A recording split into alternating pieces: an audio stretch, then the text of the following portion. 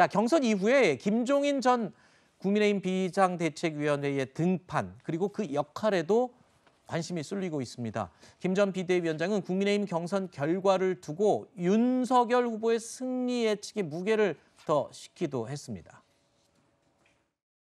저희가 일반적으로 정치인들은 사실 말을 상당히 잘 추려서 잘 하려고 애를 쓰는 건데 그런 측면에서 이 윤석열 후보의 수진성이 발휘되지 않았나. 홍준표 후보의 경우에는 당내 기반이 별로 이렇게 확실하지 못하고 취약하고 2030이 자기를 지지를 많이 한다 이렇게 생각을 하는데 그게 아마 지금 상황에 와서 보면은 좀 변화하지 않았나 이렇게 생각을 해요.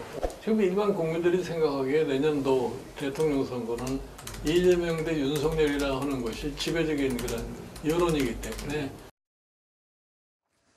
들어보셨지만 이 김 전 비대위원장이요, 사실상 윤석열 후보 쪽에 손을 들어주고 있는 것으로 해석이 됩니다. 그렇기 때문일까요? 김 전 비대위원장에 대한 윤석열 후보의 입장과 그리고 또 홍준표 후보 측의 입장은 완전히 엇갈리고 있죠.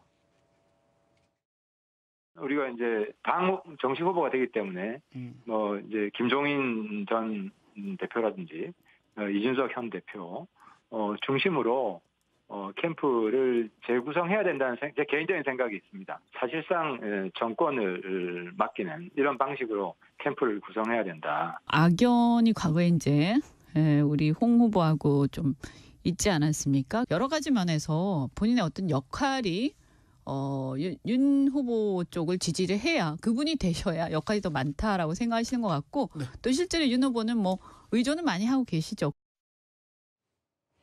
들으신 것처럼 윤석열 캠프에서는 후보가 되면 김종인 전 위원장 중심으로 대선 캠프를 다시 꾸리겠다라는 입장이 나왔고요.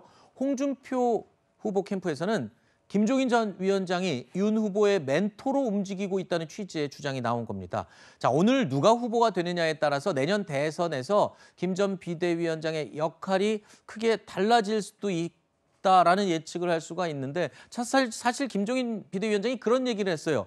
그러니까 이 경선 결과를 보고 본인의 입장을 명확하게 구체적으로 밝히겠다라고 말을 오늘 띄워놨었거든요.